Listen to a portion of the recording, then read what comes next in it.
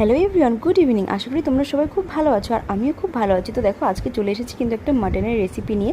এখানে দেখো আমি 700 গ্রাম মাটন নিয়েছি, আর তার সঙ্গে নিয়েছি কিন্তু কি জানো তো, এই দেখো মাটনের তেল বা চর্বি যেটাকে বলে, এটা কিন্তু আমি সাইড করে রাখছি। আর আজকে কিন্তু মাটনটা আমি কুকারে করব, মানে হাফ করব, জাস্ট বয়েল করে নেব।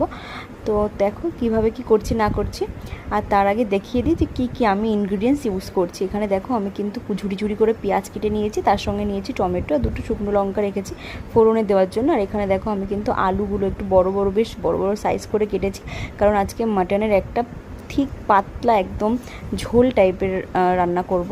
কারণ সব সময় তো আমরা মাটনের গ্রেভি, মাটনের এটা ওটা খেয়ে থাকি, কিন্তু মাটনের ঝোল আর এই গরমে পাতলা ঝোল ভাত দিয়ে জাস্ট অসাধারণ লাগে। এটা আমি আগেও একবার ট্রাই করেছি, তাই ভাবলাম তোমাদের সঙ্গে একবার শেয়ার করে নিই। তো চলো চট জলদি তোমরা কিন্তু দেখে নাও। আর ওইখানে দেখো আমি কিন্তু যে একটা